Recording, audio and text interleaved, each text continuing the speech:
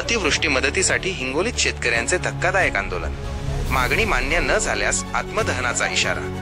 एक धक्कादायक आणि अत्यंत अनोखे आंदोलन पाहायला मिळाले। अतिवृष्टीमुळे झालेल्या पिकांच्या नुकसानीबद्दल शासनाने तातडीने मदत द्यावी या प्रमुख मागणीसाठी संतप्त शेतकरी चक्क चितेवर बसून आंदोलनात सहभागी झाले। शेतकरी नेते रमेश शिंदे यांच्या नेतृत्वाखालील हे चितेवर बसून केलेले आगळे वेगळे आंदोलन होते।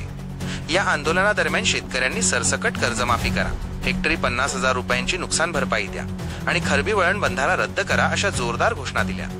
शेतकऱ्यांनी यावेळी प्रशासनाला थेट इशारा दिला आहे, जर आमच्या मागण्या लवकर मान्य न झाल्यास आम्ही या स्मशानभूमीत चितेवर बसून आत्मदहन करू असा गंभीर इशारा आंदोलक शेतकऱ्यांनी दिला आहे।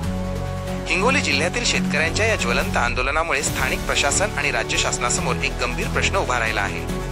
आता पाहूयात शेतकऱ्यांच्या या आत्मदहनाच्या इशाऱ्यानंतर आणि अत्यंत तीव्र आंदोलनानंतर शासन काय निर्णय घेणार।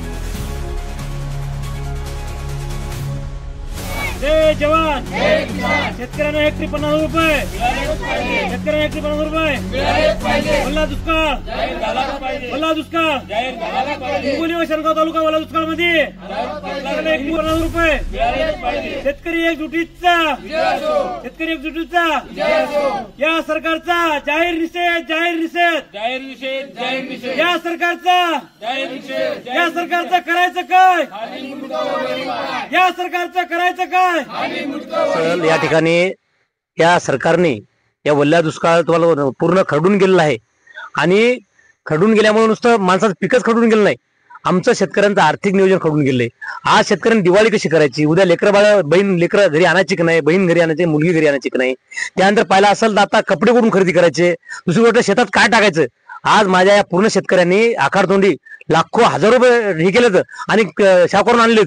आता याचा तो पूर्ण मोठा प्रश्न झालाय, त्यामुळे तात्काळ शासनाने हेक्टरी 50,000 रुपये द्यावे, कर्जमाफी जाहीर करावी आणि माझा दुसरा एक मोठा प्रश्न या शेतीचं वाळवंट होणार आहे, जसं आता वाळवंट झालं असं कारण कयादू नदी, कयादून माता या ठिकाणी रक्तवाहिनी शेतकऱ्यांची ही ताबडतोब या ठिकाणी रद्द करण्यात यावी। यामुळे आम्ही पाहिलं असेल आज अक्षरशः मशानभूमीवर बसलो आहोत। आमच्याकडे 4 एकर शेती आहे। आता शेतीत आम्ही खर्च केला, फवारणी केली, खत बॅकी टाकल्या, औषध फवारल्या। आता आम्हाला शेवटी 2 क्विंटल आणि 3 क्विंटल वाले, त्यात आम्ही काय करायचं, आम्हाला काहीच होईन द्यात।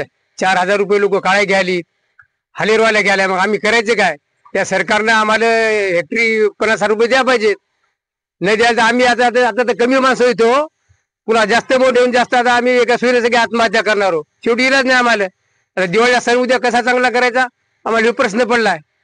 त्यांनी विचार करावा, आमच्या आम्हाला 50,000 रुपये देऊन टाकावं, नाहीतर आम्ही आमच्या याच्यावर विचार करणार आहोत, आत्महत्या करणार आहोत। आम्ही करतो म्हटलं पण त्यांनी केलं नाही ना, नुसतं फसवायला फंडीस फसवायचे धंदे करायला याला, बाकी काही जमा रे अर्ध्या ते गुवाहाटीला जातात, तिथे कोट्यांशी रुपये खर्च करायलेत आणि आमच्या शेतकऱ्यासाठी काहीच नाही। शेतकऱ्यासाठी नुसते फसवायचे धंदे केलेत। आता काही करतो नुसते फसवायचे धंदे करायला, त्याला बाकी काही जमाले।